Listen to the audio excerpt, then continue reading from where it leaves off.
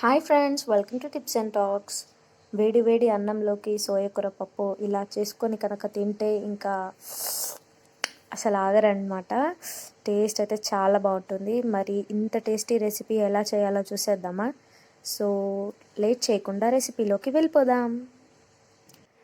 ముందుగా మనము stove on చేసుకొని ప్యాన్ పెట్టుకొని ఈ ప్రాసెస్ అంతా ఆల్రెడీ చాలామందికి తెలుసు. సో జస్ట్ కిడ్డింగ్ అనమాట. సో ఇప్పుడు ఆయిల్ వేసుకోవాలన్నమాట. కొంచెం ప్యాన్ హీట్ అయిన తర్వాత తగినంత ఆయిల్ వేసుకోవాలి. నేను ముందుగానే పప్పు పెట్టేసుకున్నాను. సో ఇప్పుడు వచ్చేసి జీలకర్ర వేసాను అనమాట. జీలకర్ర కొంచెం ఈ విధంగా అవ్వగానే మీరు నెక్స్ట్ వెల్లిపాయలు ఉంటాయి కదా, అవి అనమాట. అవి ఒక 3 దంచి కచ్చపక్కగా దంచి వేసేసుకున్నాను. తర్వాత ఆనియన్స్ ఇలా సన్నగా తరిగేసుకున్నాను అనమాట, చాలా చిన్న చిన్నగా. ఎందుకంటే సన్నగా తరిగేస్తే టేస్ట్ అనేది చాలా బాగుంటుంది అనమాట, అండ్ త్వరగా ఏగుతుంది కూడా. సో అందుకని చెప్పేసి ఇంత సన్నగా కట్ చేశాను అనమాట. సో ఆనియన్ వేగాలన్నమాట, బాగా బాగా కలిపేసుకుందాం వాటిని. సో ఈ పప్పు కనుక మీరు పిల్లలకు కానీ మీ హస్బెండ్కి కానీ పేరెంట్స్కి కానీ ఎవరికైనా చేసి తినిపిస్తే కనుక చాలా బాగుంటుందండి ఈ రెసిపీ. నిజంగా వాళ్ళు మళ్ళీ మళ్ళీ చేయమని అడుగుతారు మిమ్మల్ని. ఒకవేళ మీరు కొత్త కోడలు అయితే ఒక్క నిమిషం మళ్ళీ చెప్తాను. ఇప్పుడైతే అవేంటి పచ్చిమిర్చిలు వేసేసుకోండి. పచ్చిమిర్చిలు వేసేసుకొని కలిపేసుకోండి. అయితే ఏం చెప్తున్నాను, మీరు కొత్త కోడలు అయితే గనక మీ అత్తయ్యకి మీ మామయ్యకి ఈ పప్పు చేసి పెట్టండి. లొట్టలు వేసుకుంటూ తింటారు. కోడలా మళ్ళీ చెయ్యి అని అడుగుతారు. నిజంగా ట్రస్ట్ మీ, ఇట్ వర్క్స్. నిజంగా పప్పు చాలా బాగుంది టేస్ట్. అండ్ మీరు ఇందులో కారం వేయకండి. కారం వేస్తే మామూలు పప్పు కలర్లో అవుతుంది కదా. సో ఓన్లీ గ్రీన్ చిల్లీ వేసాను అనమాట, అందుకనే. సో ఇంకా కొంచెం పసుపు యాడ్ చేశాను. దానికి కొంచెం ఉప్పు యాడ్ చేశాను అనమాట, కొంచెమే యాడ్ చేస్తున్నాను. తర్వాత మనం పప్పులో యాడ్ చేసుకోవచ్చు కావాలంటే. అండ్ అల్లం ఎల్లిగడ్డ పేస్ట్ వేసాను కొంచెం. సో ఈ మూడింటిని బాగా కలిపేసుకుందాం.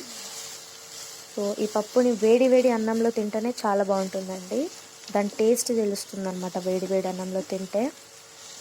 సో తప్పకుండా ట్రై చేయండి. నేను అన్ని డిఫరెంట్ పప్పులు చూపించడానికి ట్రై చేస్తాను ఇంకా. ఎందుకంటే నేను రెగ్యులర్గా ఇంట్లో ఇలా డిఫరెంట్గా పప్పులు ట్రై చేసి తింటూనే ఉంటాను అనమాట. నాకు ఎక్కువ ఇష్టమైన పప్పు అయితే పుదీనా పప్పు అనమాట. పుదీనా పప్పు మీరు ఇంతవరకు రెసిపీ చూడలేదు అనుకుంటే నేను మీకు ఆ వీడియో కూడా పోస్ట్ చేస్తాను త్వరలో. సో పుదీనా పప్పు కోసం వెయిట్ చేయండి. సో చూసారు కదా, కొంచెం బాగానే వేగింది. సో ఇలా వేగాలన్నమాట. ఇప్పుడు దీంట్లో మనము సోయకూర నీట్గా కట్ చేసుకొని కడిగి పెట్టుకున్న సోయకూరని వాటర్ అంతా కూడా గట్టిగా డ్రైన్ చేసేసి గట్టిగా పిండి దీంట్లో వేసేయాలన్నమాట. చూసారు కదా, సోయకూర అయితే చూడడానికి చాలా బాగుంటుంది. నిజంగా నాకు ఈ చెట్టు అంటే ఈ ప్లాంట్ చిన్న చిన్న ఆకులు చాలా నచ్చినాయి అన్నమాట. సో ఈ విధంగా వేసుకోవాలన్నమాట. దీన్ని మొత్తం కూడా మంచిగా కలిపేసుకోవాలి. ఆనియన్ అదంతా కూడా వీటికి పట్టేటట్టు అంతే మంచిగా ఆ గ్రీనరీ అంతా కూడా మగ్గి దాంట్లో ఇంకిపోయేటట్టు కొంచెం దగ్గరకు అవుతుందన్నమాట. అప్పుడు అలా వచ్చేంత వరకు మనం కలుపుకుంటూ ఉండాలి. మాడనివ్వకూడదు, సిమ్లోనే చేయాలి మొత్తం కూడాను.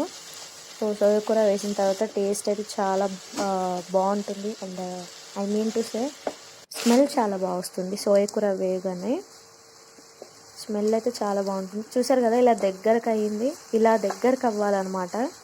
సో ఇలా దగ్గరకు అయిన తర్వాత మనకి ఇది ఇప్పుడు రెడీగా ఉంది. సో ఇప్పుడు మనం ఇందాకనే ఉడకబెట్టుకున్న పప్పుని కుక్కర్ ఇక్కడ పెట్టేస్తాం. సో చూసారు కదా, పెట్టేసాము. ఈ విధంగా ఉడకబెట్టుకోవాలన్నమాట పప్పు. మరీ నీళ్ళకి కాకుండా ఇలా రుబ్బకుండా నేను డైరెక్ట్ ఇలానే వేసేసాను అనమాట. సో ఇప్పుడు ఈ ఇంత ముద్దలాగా గట్టిపప్పు అనమాట ఇది. సో ఈ పప్పులోకి మనము ఇందాక చేసి పెట్టుకున్న మిశ్రమం మొత్తం కూడా దీంట్లో వేసేసుకున్నాము. సో చాలా బాగుంటుంది. మీరు వాటర్ వేసుకోకుండానే కలుపుకోవచ్చు అనమాట, టేస్ట్ బాగుంటుంది. అండ్ కింద కొంచెం మాడకుండా ఉండడానికి అని చెప్పేసి నేను కొంచెం వాటర్ యాడ్ చేశాను. స్టార్టింగ్లోనే యాడ్ చేయకండి, కొంచెం ఫస్ట్ మొత్తం కలిపిన తర్వాత ఈ విధంగా చూసారు కదా ఎంత బాగుందో పప్పు. ఇలా కలిపిన తర్వాత ఒక 2-3 మినిట్స్ తర్వాత వాటర్ యాడ్ చేయాలి. అప్పుడు టేస్ట్ అనేది చాలా బాగుంటుంది అనమాట. సో నేను వాటర్ యాడ్ చేసేసాను. సారీ, క్లిప్ మిస్ అయింది.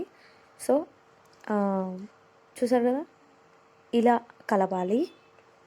మన పప్పు ఇంకా కొంచెం మసిలిందంటే ఇంకా వేడివేడి పప్పు వేడివేడి అన్నంలోకి రెడీ అనమాట.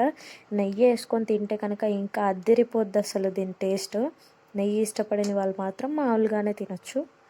It depends on your choice. So ఈ పప్పుని చేయండి, ఖచ్చితంగా ట్రై చేయండి. అండ్ ఉప్పు కొంచెం వేసుకున్నాం కాబట్టి ఇందాక, మళ్ళీ ఇప్పుడు కొంచెం ఉప్పు వేసుకోండి. కారం కావాలనుకునే వాళ్ళు కొంచెం కలర్ కోసమన్నా లేదంటే టేస్ట్ కోసమన్నా కారం వేసుకోండి. నేను ఇక్కడ కారం వేయలేదు, ఎందుకంటే నేను మొత్తం కూడాను గ్రీన్ చిల్లీ పేస్ట్తోనే మొత్తం చేసేసాను అనమాట. చూసారు కదా, గ్రీన్ చిల్లీ సన్నగా తరిగేసేసాను. సో దట్ దాని ఫ్లేవర్ది కారం అంతా కూడా పప్పుకు వస్తుంది. సో చూసారు కదా, పప్పు రెడీ అయిపోయిందనమాట. వేడి వేడి పప్పు బాగా మసిలింది. ఈ విధంగా ఈ క్వాంటిటీలో చేసుకుంటే చాలన్నమాట, చాలా థిక్ క్వాంటిటీ. ఇంకా ఇదే పర్ఫెక్ట్. దీనికన్నా మరీ లూజ్గా చేసుకుంటే అంత బాగోదు. సో తప్పకుండా ఈ రెసిపీని ట్రై చేయండి. సోయా కూర పప్పు రెడీ అయిపోయిందనమాట. వేడి వేడి అన్నంలోకి ఇలా చేసేసుకొని తినేసేయండి. మరి ఇంకెందుకు లేటు, మీ కిచెన్లోకి వెళ్ళి ఈ రెసిపీని నా వీడియో చూసి ట్రై చేసేయండి. మంచిగా ఎంజాయ్ చేయండి. ఈ రెసిపీ కనుక మీకు నచ్చినట్టయితే please like, share, comment and subscribe to my channel tips and talks. Bye.